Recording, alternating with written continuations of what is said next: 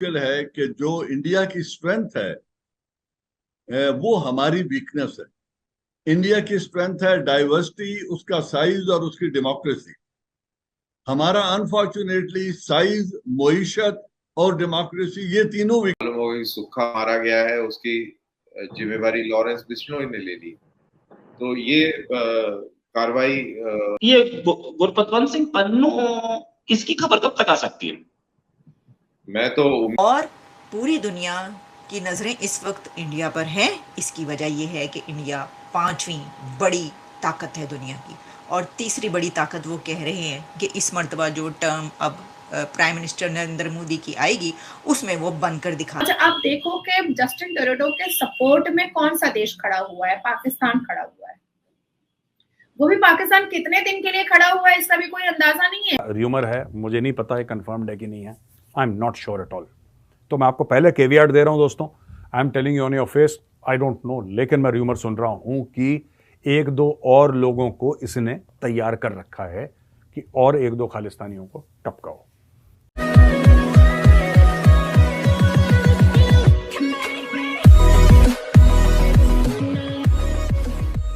नमस्कार दोस्तों, अब यहाँ पर बात की जा रही है कि इंडिया की स्ट्रेंथ पाकिस्तान की वीकनेस है। जैसे कि भी इंडिया की स्ट्रेंथ है वहाँ की डेमोक्रेसी, मतलब इंडिया की डेमोक्रेसी, इंडिया की डाइवर्सिटी। अब ज़रा देखिए, पाकिस्तान के पास भी मौके थे कि वो एक डेमोक्रेटिक, सही मायनों में ट्रू वैल्यू में डेमोक्रेटिक कंट्री बन के बाहर आए, वो नहीं आया। दूसरा, पाकिस्तान के अंदर भी डाइवर्सिटी थी। ज़रा देखिए कि पीओके उनके पास था, ठीक है, अब वो हम डिज़र्व करते हैं, हम ले लेंगे, वो बात अलग है। लेकिन आज के नज़रिए से देखें, वहाँ की पॉपुलेशन के नज़रिए से, तो जो पीओके है वो पाकिस्तान के पास है फ़िलहाल। तो वहाँ की एक ट्राइब्स है, फिर पंजाबी लोग हैं वहाँ के, मतलब कि यहाँ पाकिस्तान के, उसके बाद सिंध के लोग हैं, उसके बाद खैबर, उसके बाद ट्राइबल एरियाज़, सब पर थोपी गई उर्दू।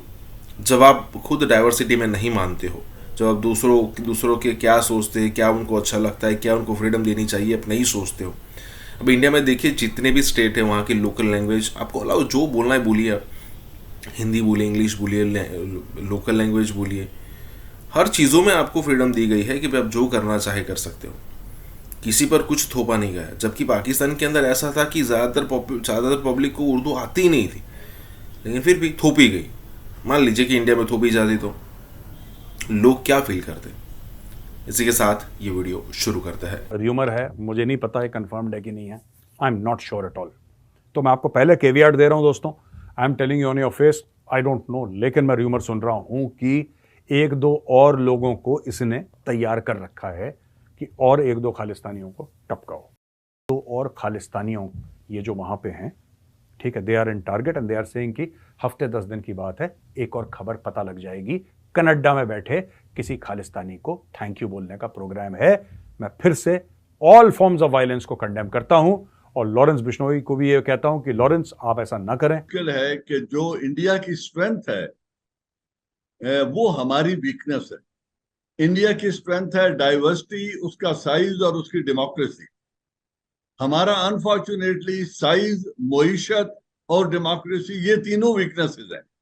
ना हमारी डेमोक्रेसी एस्टेब्लिश्ड है, ना हमारी मईशत में कोई जान नजर आती है, और जियो स्ट्रेटेजिक लोकेशन के बावजूद हम हमेशा इस्तेमाल हुए हैं, कभी रूस के अगेंस्ट, कभी जब अलकायदा और नेटो, अलकायदा के अगेंस्ट नेटो आई तो उस वक्त। और मुझे डर इस बात का लग रहा है कि कहीं अब हम चाइना अमेरिका राइवलरी के अंदर फिर एक दफा हिंदुस्तान से क्या सबक लें। तो हिंदुस्तान से तो सबक ये है कि फॉरेन पॉलिसी मुल्क के मफाद में बनाएं, उसको बैकिंग दे, एक पॉलिटिकली डेमोक्रेटिकली इलेक्टेड हुकूमत उसको दे, और पाकिस्तान के मफाद को साथ सामने रखें। तो ये दोनों फवायद अगर हम कोई सबक सीखना चाहें तो ये एक सबक है जो मैं समझता हूं हमें फौरी तौर पे सीखना चाहिए, और इस पे कुछ ज्यादा बगलें नहीं बजानी चाहिए कि शायद कनाडा और इंडिया के ताल्लुकात बहुत खराब हो गए हैं। ये गुरपतवंत सिंह पन्नू, इसकी खबर कब तक आ सकती है? मैं तो उम्मीद करता हूं और अरदास करता हूं कि जल्दी से जल्दी ये खबर आए और इसका जश्न बिल्कुल मनाया जाएगा और ये खुशखबरी आनी चाहिए। लेट्स सी कब आती है, क्योंकि अभी गैंग वॉर छिड़ गया है। इसमें इंडिया को कुछ करने की जरूरत ही नहीं है। ये गैंगस्टर्स आपस में लड़ भिड़ पड़े हैं। ये आपको मालूम होगा कि सुक्खा मारा गया है, उसकी जिम्मेवारी लॉरेंस बिश्नोई ने ले ली।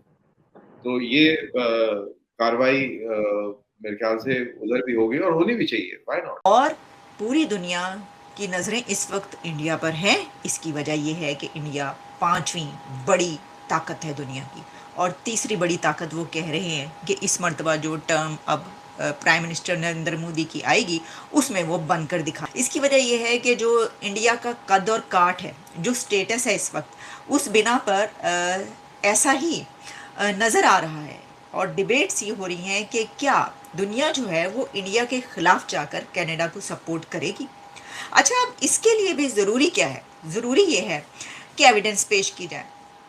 अच्छा, अब जस्टिन ट्रूडो की तरफ से अमेरिका के जो कनाडा है उसकी तरफ से कोई सॉलिड प्रूफ आ सकेगा। अब आप जानते हैं कि ऐसे मामलात में सॉलिड प्रूफ जो है वो देना कितना आसान होता है।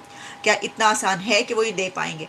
और अगर इंडिया की तरफ से जो अभी 20 और लोगों की 20 लोगों की लिस्ट दी गई है, तो कोई वो सॉलिड प्रूफ ले आते हैं तो फिर क्या होगा? मामला तो ऐसा है, तो फिर क्या होगा? अच्छा, आप देखो कि जस्टिन ट्रूडो के सपोर्ट में कौन सा देश खड़ा हुआ है? पाकिस्तान खड़ा हुआ है। वो भी पाकिस्तान कितने दिन के लिए खड़ा हुआ है इसका भी कोई अंदाजा नहीं है, क्योंकि ये जो जसमीत सिंह है इसने जस्टिन ट्रूडो को खिलाफ कर दिया है चाइना के। तो पाकिस्तान चाइना को तो छोड़ ही नहीं पाएगा, क्योंकि आप जो थोड़ा सा हवा, रोशनी, बिजली, पानी ले रहे हैं वो भी चाइना के छत्र छाया और उसके रहम पर ले रहे हैं। तो अब अगर पाकिस्तान जस्टिन ट्रूडो को सपोर्ट करने के चक्कर में अगर चाइना के खिलाफ हो जाता है, तो ये जो हवा, पानी, बिजली और थोड़ी सी रोशनी आप लोगों को मिल रही है वो भी नहीं मिल पाएगी। फिर तो ऐसा लगेगा कि आप लोग इधर उधर भागे फिरिएगा कटोरा लेकर के। तो ये भी एक रीजन है कि पाकिस्तान भी कितने दिन तक जस्टिन ट्रूडो को हवाबाजी में सपोर्ट कर सकता है। अब आती है बात के सैन फ्रांसिस्को बोलिए, यूएस बोलिए, हर जगह इन खालिस्तानियों ने बहुत आतंक, बहुत हुड़दंग और बहुत टेररिज्म एक्टिविटीज की है। सैन फ्रांसिस्को में तो यहाँ तक कर दिया था ये खालिस्तानियों ने कि वहां पर इंडिया का झंडा उतार करके खालिस्तान का झंडा फहलाने की कोशिश की थी। इनकी तारीख देखें तो Indians they are good at milking all the partners, और अपनी जमहूरियत की वजह से, एक बहुत बड़ी जमहूरियत होने की वजह से वो बड़ा इजीली गिव इन नहीं करते। और हमने देखा है कि वो तमाम तर क्राइसिस के बावजूद वो 3 बड़े राइवल्स, और चौथा आप अगर ईरान को भी शामिल कर लें तो चारों को बजक वक्त एंगेज भी करते हैं और चारों के साथ ट्रेड भी करते हैं। $1.4 बिलियन का ट्रेड वो चाइना के साथ करते हैं, अमेरिका के साथ वो स्ट्रेटेजिक मुआहदे कर रहे हैं। S-400 मिसाइल सिस्टम और अपना जो मिलिट्री हार्डवेयर है वो रशिया से ले रहे हैं, और ऑयल एंड गैस की इंपोर्ट के लिए ईरान से भी वो ट्रेड कर रहे हैं।